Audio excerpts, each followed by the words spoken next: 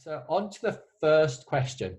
So our first question I've got is from Animesh Raval, and I can see because your name starts with an A, I'm going to click on About to Talk on your mic. Can you hear me? This is going to be like a really bad local radio thing, isn't it? Yes, I can. Oh, that's so pleasing. Well done, the technology. That's brilliant. So your question, which is the first step, which again, all of these are really good questions, is about the sort of start of the process. So I've got it written down here as when presented with a film or TV program to write for, how do you approach coming up with thematic ideas? What's your creative approach? How do you then go about weaving these ideas into a scene to support and enhance the storytelling, rather than the music becoming obvious or distracting to the viewer? Which is a very good question and well phrased. And also, I'm going to roll this into Micah's question as well, which was phrased as, could you describe the process you go through and how you design music to reflect a character, together with how important the sound the music creates is to capturing any targeted character qualities? So this is really a sort of like a white sheet of paper question, and the most simple and direct answer to it is that the picture itself, the film or the TV show, seems to have music embedded in it in a slightly philosophical way, which means that although I do start sometimes, and I know quite a few of my colleagues start at the script stage, almost always the music at the script stage doesn't really work very well when you get to see the actual picture. So when you, I do diligently read the script, and I do go down on set if I can, but to be honest, most of that is to do with the personal relationships with the production, with the producers and the director, because I think you get an understanding of them on set rather than necessarily an understanding of what the show is like, because shooting, as anybody who's a filmmaker or had an experience, is extremely slow and boring and a lot of moving lights about, basically. So you don't really get much of a sense of what is going to be captured on screen. But you get to see the director in their environment, you get to see the producers, and you also get a sense of how many other people are working incredibly hard to make the thing that you're going to write the music for. So that, in a way, is the sort of pre-production process. Then the real work starts, to be honest, as soon as you get an assembly, which is one way of describing a kind of rough cut. Because for me, as soon as I can see the actors and the rhythm of the piece and the look and feel, the sort of the energy that is on screen, then I will kind of start the digging to find out what is inside and what is what kind of illuminates the film or the TV show from inside it, rather than sticking something on top. Animesh, you put in your question about how do you do it without the music becoming obvious or distracting. Is that something that you found, that you've noticed as you watch the TV, that there's stuff that you kind of go, oh, that is distracting? Yes, there are a couple of films recently that I remember watching where, for example, like a Thomas Newman score, it just seems to, you can kind of focus in on the music and notice it's really beautiful, but at the same time, it helps tell the story and it's not distracting at all. Whereas there have been other films I've seen where it's like, this guy's really trying hard. Yeah. And the music, it's almost like it's sort of a feature rather than, I suppose, a character supporting the story. Yeah. Does that make sense? No, it does that. And that brings me to another way of sort of, in a way, slightly categorizing music to picture. Because I was trying to describe to someone to a group of people about how to know whether something is working or not, which is the phrase that everybody uses, and it's sort of frustratingly meaning free, or rather can be the carrier of all kinds of meaning. And on that occasion, I sort of divided the just to kind of break down what working means into three parts. At that time, I thought that a cue, so just a section of music within a film, I thought could either be working or not working musically, and then working or not working in an audio fashion, sort of not necessarily the notes and what order they're in, but the sound of the technical sound of the cue. And then the third thing is, does it work aesthetically or culturally, and what does that mean?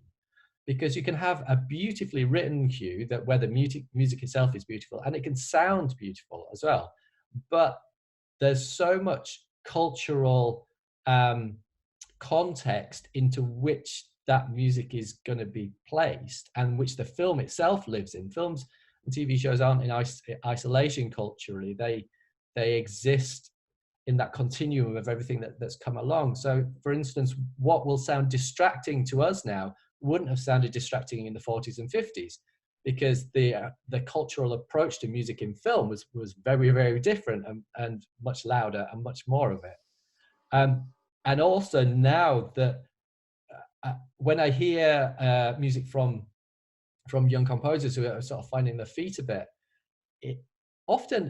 it kind of is musically very accomplished and can be sonically very accomplished, but the part that's missing is the understanding of the aesthetic in which they find themselves operating. So they've slightly chosen the wrong color. So, for instance, if you I don't know if anybody's seen Devs yet. It's on BBC Two and Netflix. And Alex Garland, as a director, has got a very particular aesthetic. And so if you wrote a Thomas Newman cue, which could sound beautiful and be musically beautiful, but you aesthetically put that within the context of an Alex Garland show, it wouldn't work, in inverted commas.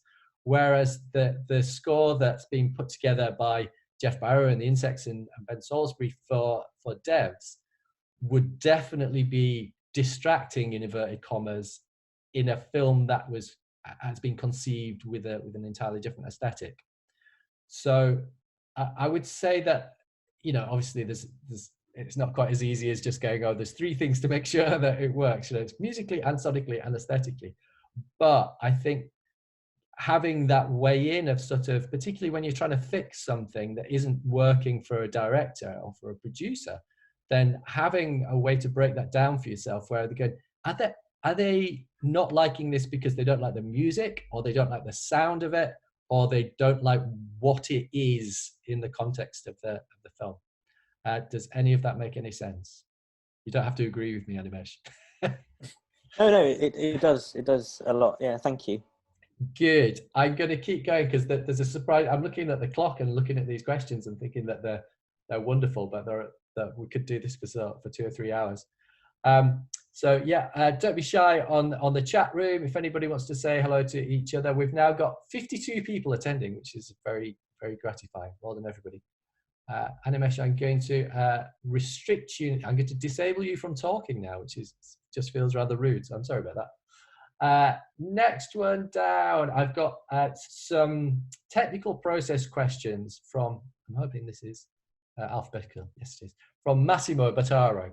So Massimo, while I read these out, I'm going to allow you to talk. So your microphone should be live. Hello. Yay, there we go. Good job. I'm constantly surprised that any of this works. So there are 3 questions, and I'm going to take these sort of separately, one at a time, rather than reading them all in one go. The first one, just because it's a sort of an interesting one for people who like synths. So question 1 was, what's your take on modular synths in composition, both on and off the screen? Any orchestration tips for involving synth and orchestra? I have got a modular rig, as pretty much everybody who has a midlife crisis gets one and puts it behind themselves in their studio.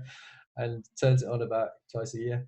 Um, I think a slightly more general point is what I like about modular synths and other things are there in the box or out of the box that allow you to experiment, allow you to create unconsciously unique sounds.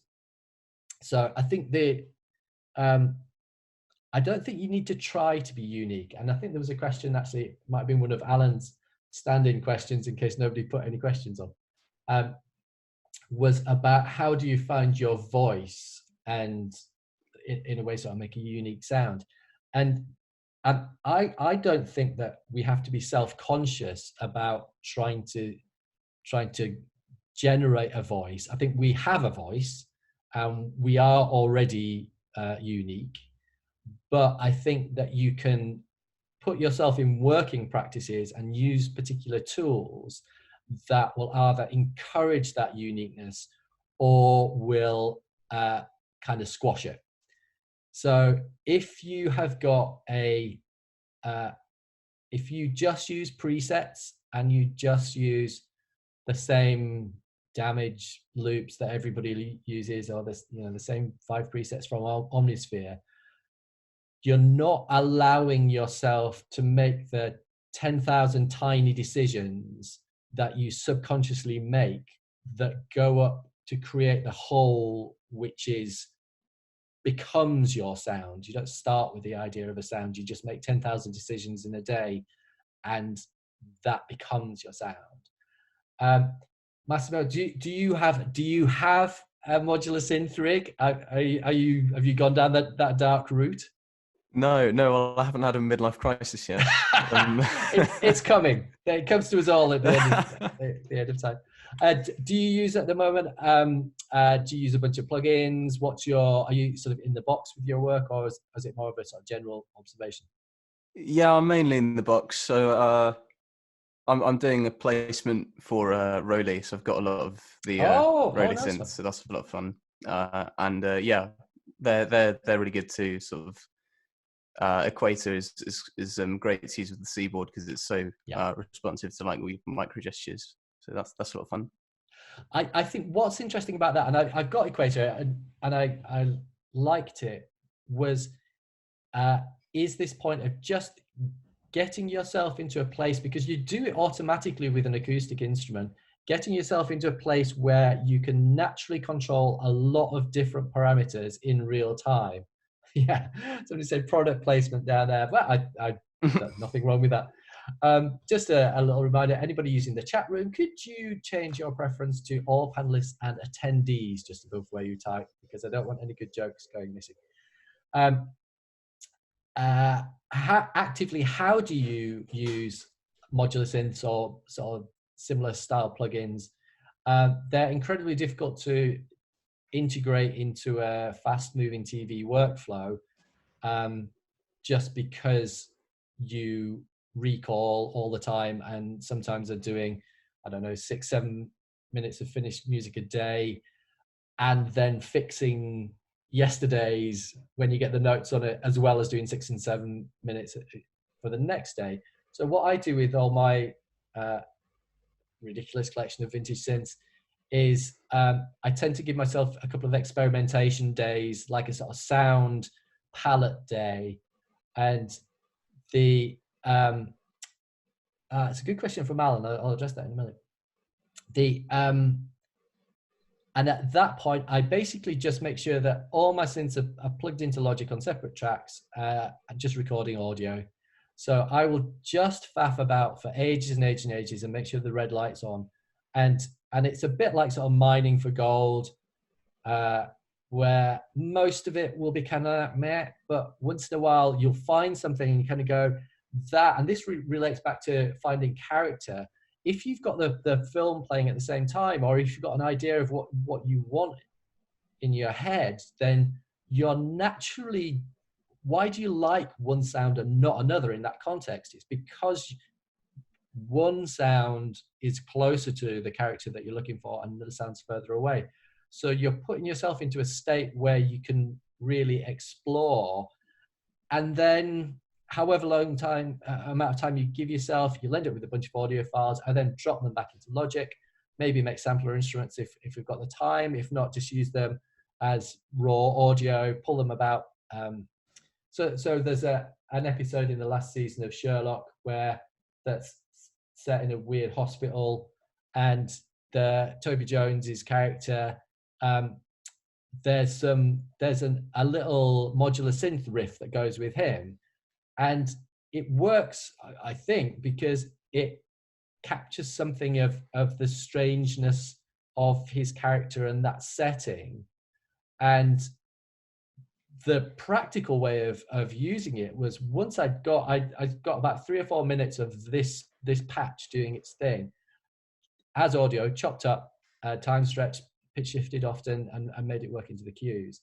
The question about tips for orchestrating with it, often you're really mixing in the same way that you're sort of mixing anything else, which is that I'm very concerned with what the sonic focus is at any one time. It feels like, to me, there should almost always, you certainly, somebody mixing, should be clear what is playing the tune at any one time. And often there's a sort of continuation that your focus, your ear's focus, will move from one thing to another. But if somehow you cloud that too much, and your ear can't follow the argument that you're making, then you tend to get that sort of slightly unfocused, vague sounding scores, which we've all done lots of. That's a strong first question. I'm going to go to your second one. How do you overcome the challenges of working with an unfinished or constantly changing cut of a film, e.g. missing effects, etc.? Massimo, what stage are you? So you're on your placement. Have you scored much yourself? Have you done any shorts yet?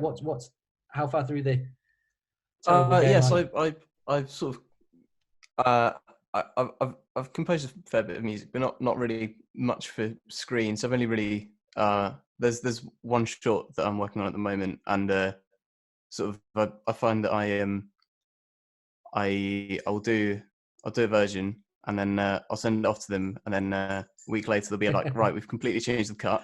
Yes, they will. And yeah, and they're sort of trying to describe to me what all the sort of characters are, and saying that it's quite CGI reliant. So it's just a bit of a challenge to try and figure out what the director is imagining. What's going on?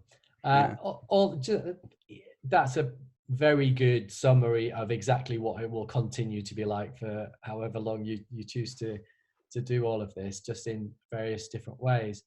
There are some sort of hints and tips for dealing with this, and it's basically systems driven. I find that one of the ways that you can either gain or lose the trust of your production is by how accurate your data management is yourself. So, for instance, we've together with Nick Hill, who is on the chat, because basically I'm not allowed to do anything in public without Nick making sure that I don't break everything. There he is. So Nick's worked with me for 10 years, and is nearly 10 years, and he's absolutely amazing at sort of constructing systems that in effect will go sort of backwards and forwards in time, but make sure we capture all the data that is flapping about on a film or a TV show. So for instance, just a simple thing, we use a Google Doc, so it's shareable as a cue sheet. But anytime anybody says anything about cues, so any notes that we get from directors, whether they're texted to me or I write them down after a late night phone call, or they're an email, they go onto the Google Doc in the right place. But sort of historically, you can see the evolution of the notes on a particular cue. And if you accurately capture everything that the production has said to you, almost with a timestamp, then you find yourself not getting into any of those situations, or very, very much fewer of those situations, where somebody says, I thought we said this was going to have a bagpipe on it and you've put a trombone on it. And if you can, you don't need to be an arse about it, but if you can refer back to your notes and kind of go, we did say trombone on the 23rd of May, but then I played you version 4 that's got the bagpipe on it, and then we decided to go for that, then you end up sort of exuding this reassuring air where actually what you send people is what you said you were going to do, and they can rely on you. So that having been said, one of the problems I think for composers starting out is that you're working with other people who are also starting out. So some of the, I'm sure all the student and young filmmakers you're working with are incredibly together, but a few I've worked with were not quite as together as they will be in 20 years' time. So in a way, it puts the onus onto the composer, and it's really good practice, is to be hyper organized and hyper diligent, just because you'll find that in 30 years' time, when you're working with really experienced filmmakers, they're super together, or their teams are super together as well. So it's sort of, sometimes I think that Nick and I and everybody that we work with, if we're working on a good show, everybody else is seeing all the problems further down the line as well. So you don't have to be quite as diligent. But I think starting off, the chances are that your younger filmmakers will play some tricks on you and send you a new cut that's just got, sort of 4 scenes moved around for no particularly good reason, and not tell you, and just say, oh, there's just a couple of trims. Are there just a couple of trims? No, there aren't. And so developing and practicing with your systems now, I think, is a really good sort of practice for later on. Practically, how do you deal with conforming, as we'd call it? There's no sort of magic bullet. We tend to, when we get a new cut in, Nick or myself will go through and assess the damage.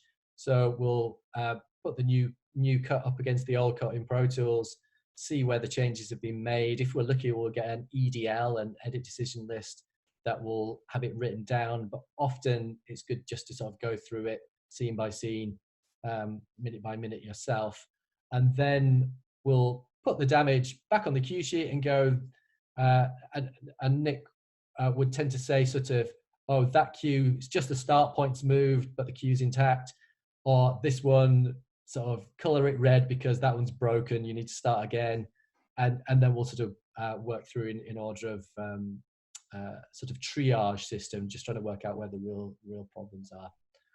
But yeah, that happens a lot, all the time. Fair enough. And your last question, Massimo, sample libraries. And so your question as written was, how integral are orchestral sample libraries in your scoring workflow? Do you take a different approach when writing tunes like Sweet Joy from Songs for Evelyn, which involve lyrics and other subtleties from a singer? So there's sort of two questions, both good in there. Sample libraries are a necessary evil, but we need to remember they are still evil. So you're kind of, you'll have to do demos for things that are going to be recorded, and you might as well make them as good sounding as you can, because a lot of the people that we're working with don't necessarily have the experience, and we shouldn't really rely on the fact that they're going to be able to translate their emotional reaction from something that's badly programmed on samples. If it makes them feel uneasy, I'm not sure we should ask them to trust us to say, certainly if we don't know them very well, to say, oh, it's going to be amazing when it's played, if we have the technology there. So I think it's sort of, it is our responsibility, and not all composers agree on this, but I think it's our responsibility to try and make your demos sound as much like for them to create as much of the emotional response as the final performance will as you can. Which weirdly doesn't mean say it has to sound the best. I've heard some sort of quite fiddly, like Vienna library programming, which sort of doesn't make me feel much. It's like that thing where it's almost like the composers are trying to defend themselves by going, well, it's very exactly what it should be. But if it doesn't make you feel anything, then it's sort of slightly missing the point. So I tend to use sort of broad brushstrokes with the sample library. So I use the ones that make me feel the most.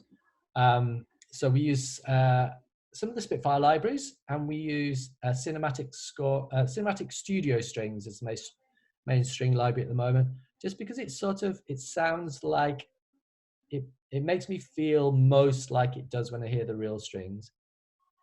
And then I tend not to make synth orchestrations too busy or fussy, because as soon as you start doing lots of detail in the woodwind, it kind of loses something, which it doesn't do if you do that with the real orchestra. With the real orchestra, it gains something, but with the synth orchestration, somehow the balance is always off, and it starts to sound like sort of the playback from Sibelius or something equally challenging. And is it different when I'm writing concert music, if you like, or music for records, for erased tapes? Yes, totally. I don't write those in Logic. I write them on paper with the pencil to begin with. Wow. And then I'll do sort of like a clean draft in Sibelius or something like that. And none of the stuff for any of the erased tapes record ever gets mocked up in that sense, because I don't need to sort of persuade anybody about it. In the same way, I might sort of have something very rough and talk it through with Robert Raths, who's the boss of erased tapes, but which means it's totally freeing, and that's why all that music, I get joy from it, in that when you've got a pencil in your hand, or Sibelius, or you're just using something written, then you're not hampered by, oh, I haven't got a good sounding articulation for that, I can't write that, I can't, and it's just a different headspace to be in, one that I absolutely love. I'm sort of getting more and more interested in that. But yeah, there's sort of, sadly, I think what happens is that at the start of people's journeys, they feel that they have to use a lot of orchestral libraries. I kind of wish that it would be easier for everybody to use small groups of real musicians, but that's not always the sound that you can make that will make you enough money to pay your bills until you get the bigger budget. So yeah, try your best with them.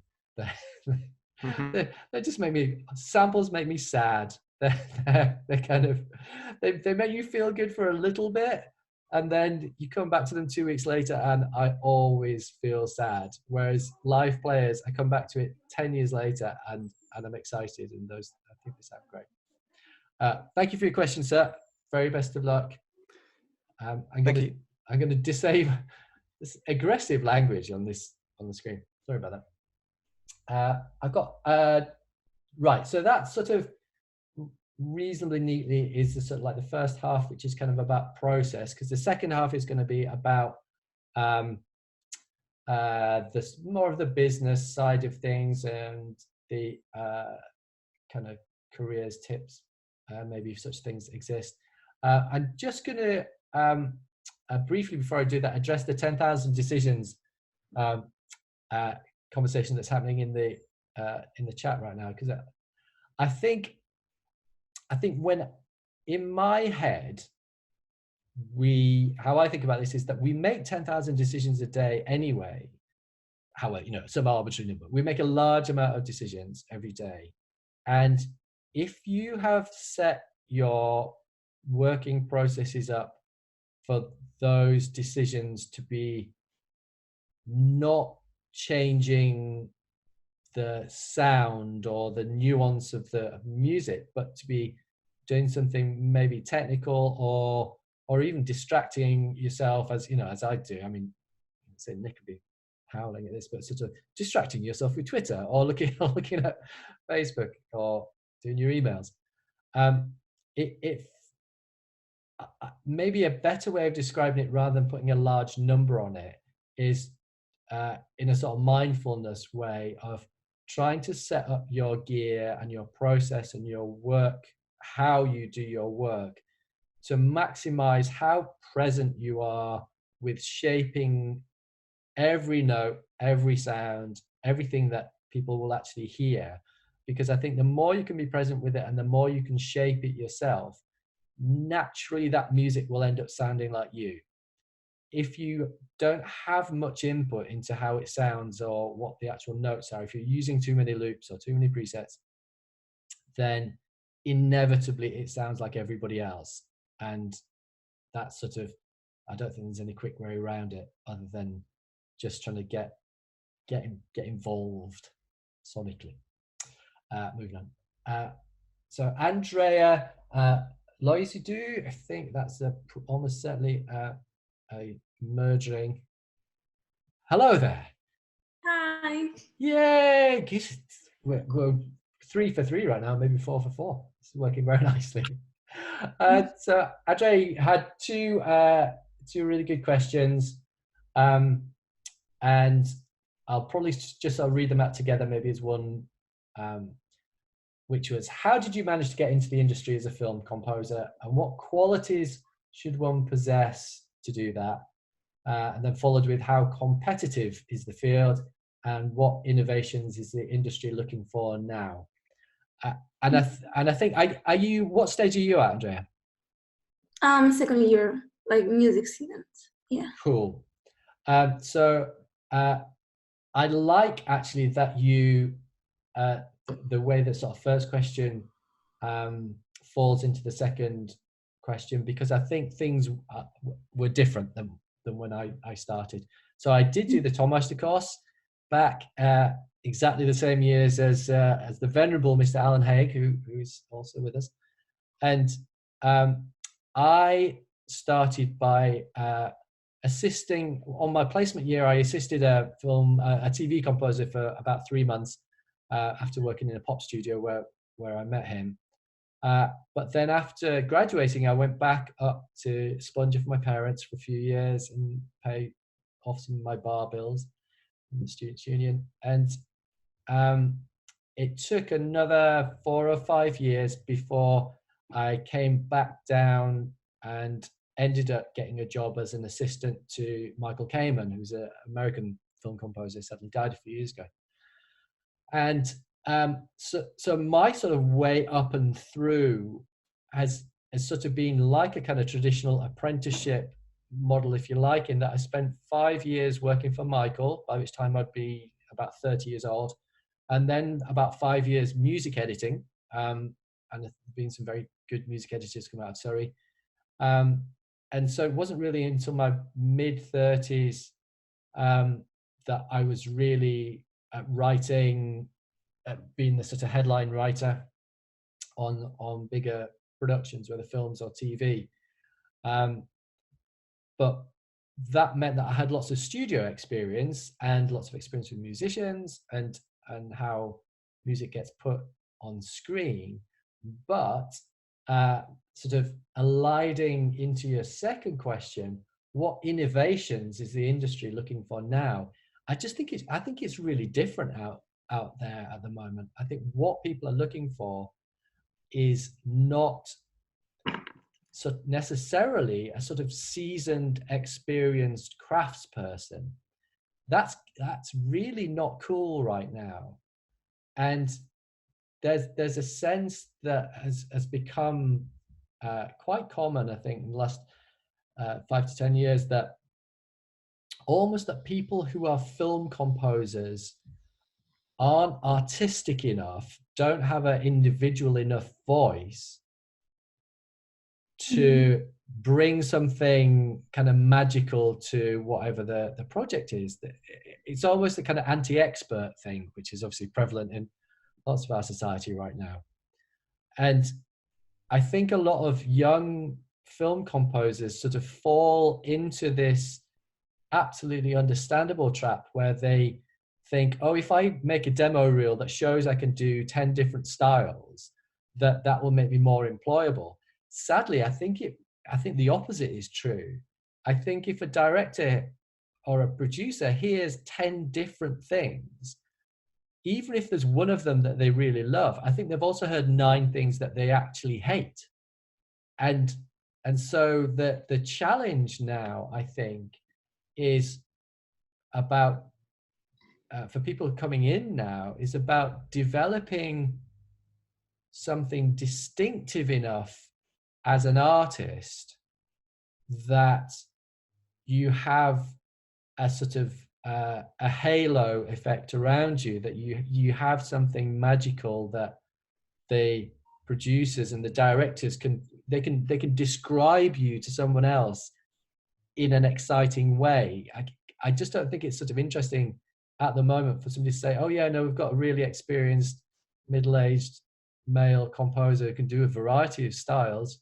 Great. Nobody's saying that or tweeting about it. They're kind of so there is a sense of discovery right now, but what is happening is that it means that inexperienced artists are getting jobs and struggling, and then it does mean that there's a bit of extra work for the cavalry, as some of us end up getting called. So then people who've done it for a while usually get a call at the last minute to come in and slightly save the day.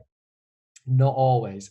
And some of the new voices that are around, I think, are absolutely fantastic. And does that make sense to you in terms of, are you thinking in terms of the people that you're seeing getting work at the moment? Is there anybody that's particularly interesting to you?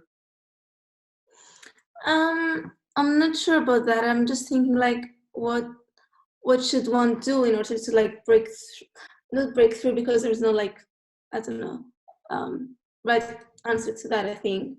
But I mean, what you can do personally that is like, oh, that's great, that it will help me get through like in the industry and this like.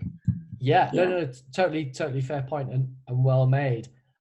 I think it's sort of, I think the way to answer that question for me is probably to see it, to try and turn it around and see it through the director's and the producer's eyes. Mm-hmm. So which is a lot easier if you get to know some directors and producers, whether they're young or old, because if you can start to see what they're actually looking for, what do they want when they're trying to choose someone for their project, if they haven't got an existing relationship already, and armed with that knowledge, then you can, and everybody can sort of make for themselves a checklist of stuff that they can work on.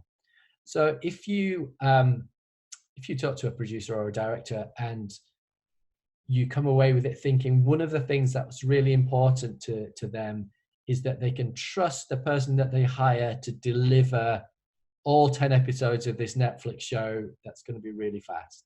And at the moment, they don't trust me. And so what can I do to get them to trust you? And that might be getting some experience on a project that they know was hard and went well. So for instance, I was one of the music editors on the Lord of the Rings trilogy. Now, at one point for the last film, it felt like half of London was working on, and some of New Zealand and some of New York was working on Lord of the Rings. So the fact that I was one of the team didn't mean to say that I was single-handedly sort of wrestling the whole thing to the ground, but it became a shorthand for when somebody described me to somebody else, said, oh, we've got Michael Price, who's he? Well, he was lead music editor for Lord of the Rings. It sort of brings with it a whole set of assumptions that follow that. So you would sort of say, oh, can probably deal with pressure, can deal with big complex projects, would deliver on time, ... all, and it sort of answers a lot of questions that hadn't really been voiced. The same's true for your sort of work as an artist, because you might talk to a director or a producer and you might find out that what they want is somebody who is an exciting, new, undiscovered talent and a recording artist. And so for that director or that producer, them hearing that you've done something that was, you know, that you had a staff job on something that was very complicated, it sort of turns them off. It's the opposite is true. They want to come and see you play a gig. So they want to be able to tell their friends, oh my God, did you go to Cafe Otto, whatever sort of hip venue, and did you see, or, you know, have you gone on Spotify and checked out this person, or they've got a great YouTube video. And you, in a way, you won't know that until you know specifically who it is that is looking for someone and what questions they're asking. Does that make any sense? Yeah. It is hard. I wish there were a few buttons. I would have pushed them a long time ago if there were to make that happen. Definitely. Thank you for your question. That was wonderful. So moving on, and I've sort of, this is from Razvan Stefan. I think I've slightly covered some of these, so I'm gonna whiz through them, but I'm gonna turn your mic on because yay, there we go. Allowed to talk. Bing bong, here you are. I love how it makes a kind of dial tone. How are you doing? Thank you. I'm quite well. How are you? I'm good. I'm trying to get over the surreal nature of sitting in your spare room just talking, but I think we probably all have to get over that. So there were 4 questions which just to quickly run through them. What was your first breakthrough moment and what led to it? The Tom Meister course developed students as sound engineers. How has that helped your career as composer? How did the collaboration with Michael Kamen happen? And finally, what advice would you give for an aspiring composer in today's difficult industry? I think I probably covered a bit of that in the last response, but what I would pick out from that, because they're all good questions, is I would slightly combine questions 2 and 3, which is about how learning engineering, as was on the Tom Meister course, led indirectly to a collaboration with Michael Kamen. So basically what happened, and I think there is a sort of a generalized story to pull out of this, is that what I took out of the Tom Meister course, I think, was an approach to the studio and to recording that meant that however good or bad I was at recording and mixing, it kind of felt like an instrument. The technology felt like something that was familiar and not, I wasn't distanced from it. And so then for me that led to getting a secondhand Atari computer and a little sound module. This is all after I graduated, before I met Michael Kamen. And at the time, this sort of relative fluency with the technology wasn't quite as common. This is sort of pre-internet, most people having laptops and things. And it was actually because of that sort of fluency, I met the guys who wrote Sibelius, Ben and Jonathan Finn, who are both absolutely charming and total geniuses. And so they had, their company was just starting. It's literally the 2 of them. And so I think I was technically their first employee putting leaflets in envelopes in Ben's flat in Cambridge. And wow. And so I learned Sibelius so that I could do demos and training. And I was doing demos down at the Royal Academy on a Sunday morning. And Michael Kamen, who had an association with the Academy, was looking for a new assistant. He had a reasonably high burn rate of assistants. And somebody introduced the 2 of us, or said, oh, there's this guy, he knows this new program, which everybody was just starting to talk about. And so the way in was knowing enough about something that was interesting and new that I had something to offer to this AAA Hollywood amazing composer. And it's quite striking how when, again, Nick and I would smile, we get quite a lot of emails at my place from people wanting to come and be on placement or work experience, or come and be an assistant. And it's perhaps surprising how many of them are entirely focused on how beneficial it would be for the person who's writing.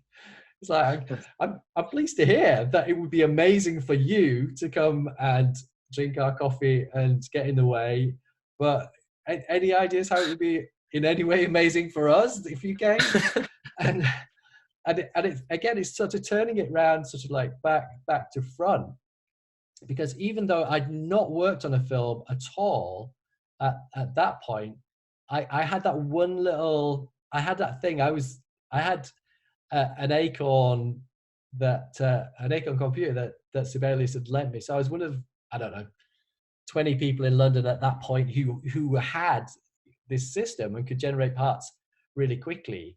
And so just in that moment of time, it wasn't entirely a one-way street, that if I went to work for Michael, then he'd have to sort of teach me the business, and I would be entirely useless. I had one thing to offer. That's amazing. And I think I think it's really relevant now for for everybody starting out, because there probably will be, for most people, a thing that you will have to offer to a composer. It might be like as a for instance, and I'm not encouraging everybody to write, but as a for instance, we generate tons of audio all the time because we're constantly in the studio recording, and we as a small team don't necessarily always seem to find the time to go back through that and build the many amazing contact instruments for ourselves that we could do if we had the time and could be asked, because we just move on to the next thing. And I sort of slightly waiting for the person that says, hey, I love building contact or XS24 instruments out of audio. I'd happily build you a bunch of stuff from your old session files for free, just because it would be a cool thing to do. And that is such a different proposition. It's kind of hard to say no to. You kind of go, that sounds it's a nice offer. Thank you very much. That's difficult to know. I mean, it's difficult to know the exact need of a composer in order to know how to approach, in order to obtain an apprenticeship. Yeah, no, and you've sort of put your finger very much on why this is difficult. Is because every composer, the relatively small number of composers that can actually do actually run teams are all totally different. And so I could say to you that we're missing somebody who would make some contact instruments for us, but you could go down the road to somebody else and that would be of no relevance to them at all, or they already have somebody, or it's just whatever, that's not for me. And so I think there is, and I've slightly used this analogy before, there is a circle of trust around all the composers that I know, whatever their personal style or how techie they are is. And the reason for that circle of trust is that almost all the time we're working under tight deadlines, under non-disclosure agreements at all times. There is always quick times and footage around on everybody's machines that if they got onto the internet, we'd be fired and never work again. There's a real sort of sense of kind of emotional, I was going to say fragility. It's weird because at the one and the same time, everybody in composing teams has to be super robust emotionally because it's quite challenging. But on the other hand, it is the balance it can often be disturbed quite quickly by the wrong personality coming into the situation, or people who are not empathetic enough to read the room. I see. So that's how well you engage with the composers as well, and how well you fit in the team. Absolutely. Yeah. And this really is only done still, I think, anyway, person to person. Because, so say if somebody, just stretching this contact example a bit too far, if somebody wrote to me and said that, would I send them all the raw multitracks of Sherlock? No, I would not send them all the raw multitracks of Sherlock. That would be quite generous. It would be insane, because inevitably it would all be on whatever download site in about 5 minutes. However, if I'd made a personal connection with someone, if they'd been in my room, if they'd been recommended by somebody, if by that strange sort of process of building trust, if a relationship had already started to be built up by connections with other people that trusted them, then you would start that two-way process of becoming trustworthy and demonstrating. And actually, Andrea said that in his, what qualities should one possess to get into the industry? I think there's a huge number of qualities that can be collected together under the sort of banner of being trustworthy. And so that means scour your social media feeds for things that are snarky. Like, nobody likes that shit. They really don't. And in the same way that sort of, it's kind of really, it's sort of fun on the internet to join in, kind of like, oh, I don't like this composer, I don't like that composer. If you're hoping to get a gig with another composer, like, that's not good. Yeah. It will come back. A basic Google search will turn all that lot off. So in a way, I think you're hoping to cultivate these qualities of trustworthiness, of being the person in the room who everybody feels comfortable around, not being discreet, being empathetic, knowing when to be silent, knowing when actually a joke is kind of, you know, it's a good time for a joke or a cup of tea or whatever. And those skills are sort of learned through experience, I think, rather than, I'm not sure that they're easily taught. That's true. That's true. Excellent questions. I've got 2 more that I'm going to squeak in just before the end. But I hope in some way or other this is useful. And I'm going to sort of allied them together.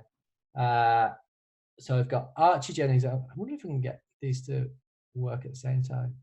Archie, there we go. Hello, Archie. Do we have you on the line? Hiya.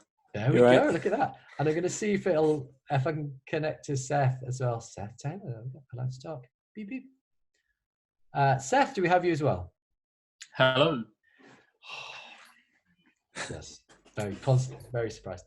So Archie asked, what steps have you taken to make sure your work has been recognized internationally?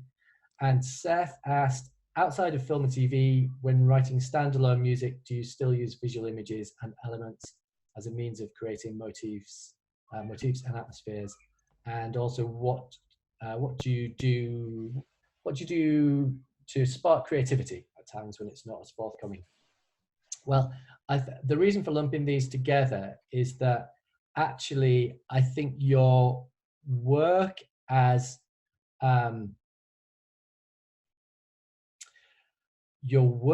artist, which I think sort of underpins everything that we do, really. The idea that someone is just a composer for film and TV, I think is very limiting, and also doesn't really fly as much at the moment.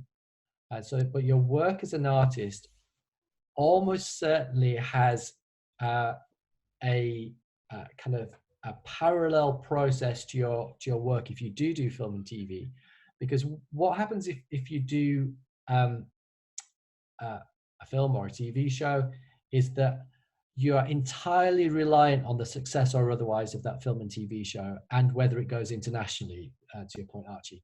So I've spent as much time with David Arnold writing the music for Jekyll and Hyde for ITV, which is one of their worst rating Sunday night dramas, 10 episodes, which absolutely sunk without trace, as we did writing 2 seasons worth of Sherlock. And if I was hoping to be known internationally for writing ITV's Jekyll and Hyde, that didn't go so well. But if you do get on a film or a TV show that has an international profile, then you get that second-hand recognition, and you can see how that works by the sort of the syntax of how people describe someone.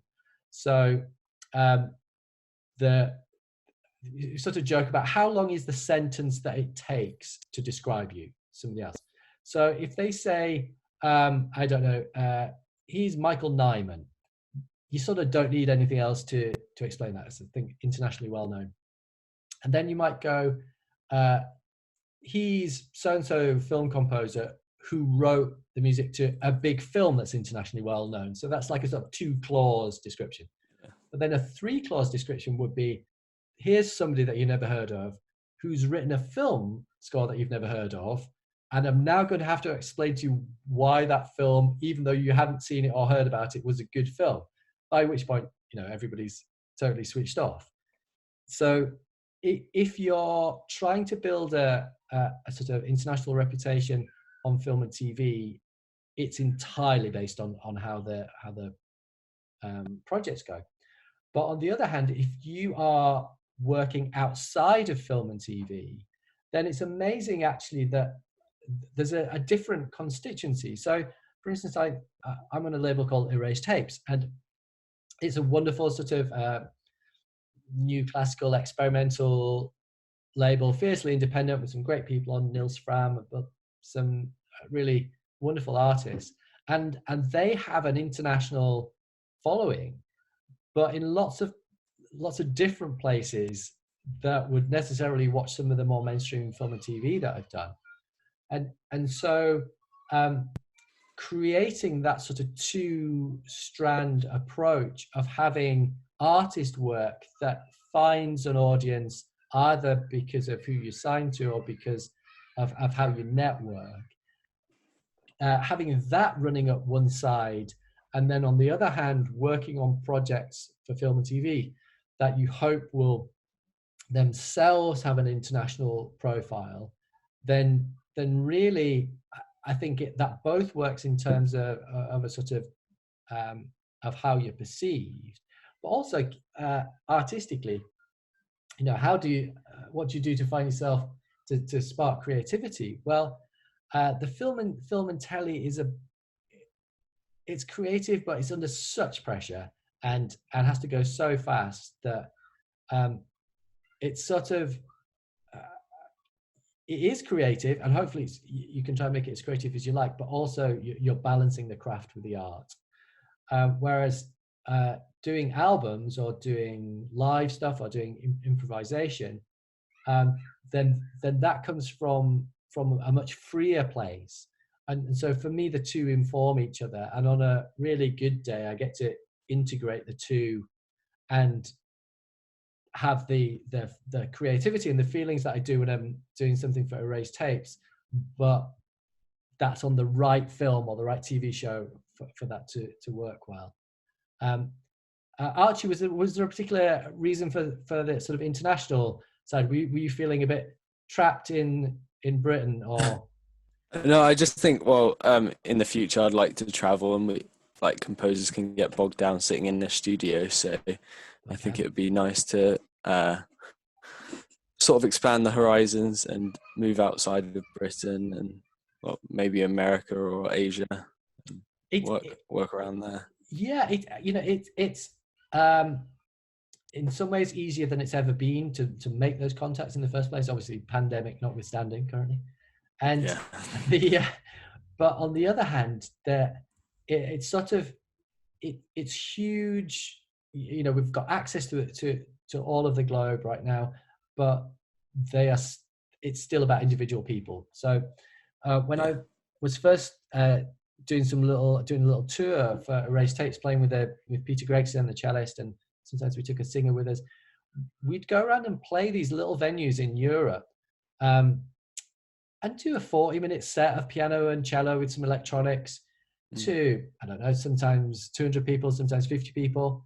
But there was this sense of sort of, just as you describe it, getting out of your current space, playing to people wherever it was, you know, as far as sort of through into Turkey, but, you know, mostly there's a kind of new classical circuit and everybody plays the same venues. Yeah. And it is, I found it extraordinarily sort of enlivening. And then, so that when you do, as you described, get back to your chair, then, you know, at least you've seen a little bit of the world. Yeah, definitely. Nice. and Seth, did you, where are you in your journey right now? What do you? I do write music, and I'm hopefully, pandemic permitting, going to be writing some music for a student in their final year fairly soon for a short project. And I think for you, sort of reading between the lines with your questions, I think the sort of the creativity question slightly goes into the writer's block question, which is one of those things where most film and TV composers who have to write an awful lot of money, there's a Freudian slip, who have to write a lot of music very quickly for money, will just emit a hollow laugh if anybody asks them about writer's block, because you are literally driven by seemingly impossible deadlines almost every day of your life. And I think the challenge is to maintain a level of creativity within that often slightly industrial machine. And so for me, I do have things that I come back to time and time again. There's usually, in a sort of film or TV schedule, there are usually tiny moments of respite. It's not always impossibly fast. So for instance, when you go in and spot an episode of a TV show, it usually takes a few hours to do. You usually have to go into Soho if it's a London-based production. You'll sit. Usually you've got the rest of the day when legitimately you can get away with not writing any music. So that I tend to sort of go for a walk, maybe have a drink, maybe sort of browse around some record shops or bookshops, or go and sit in the National Portrait Gallery. Just something to kind of let everything settle for a bit before going back and looking at the Logic template.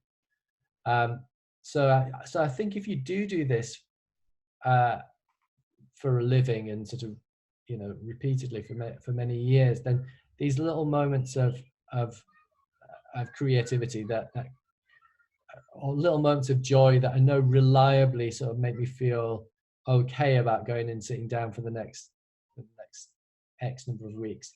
I think they're really important for all of us to find our own. But both excellent questions, and seamlessly, I think we've come to the end of this particular. Just turn these off. End of this session. I hope in any way that has been useful, interesting, or has just passed an hour. Certainly in the background, I've been doing something else and checking your phone. What I would suggest as action points for everybody for this is that, particularly in this kind of disconnected time that we're all in right now, and I know everybody's learning must have been, you know, sort of profoundly affected, is to try and join as many communities as you can to remain as connected as you can. So if you're interested, I've been running a series of chats with other composers called Composer Coffee Break, which is, there's a Facebook group and they're all on my YouTube channel if you want to catch up. And on Monday, we've got Oliver Arnolds and Stephen Price joining us, which is nuts because they're both amazing, but very kindly coming to chat. But also, I think if we can drag one thing out of everything that we talked about today, I think it is about relationship building that leads to trust. And I think we're all having to find that out in a different way when we're connecting online. But it's a lovely thing to kind of meditate on. How can we communicate with each other down the line in a way that builds trust with other people that we know or people that we haven't met. So I will leave you with that thought and say thank you very much. Do follow me on Twitter, Instagram, all the usual places. And I do at the moment I'm looking after 2 small children, so I can a little slower at replying than sometimes. But send me jolly messages, pictures of cats, anything, it'll be fine. But thanks very, very much. It's been lovely chatting, and I will hopefully see everybody in the flesh sooner rather than later. Thanks very much. Bye-bye.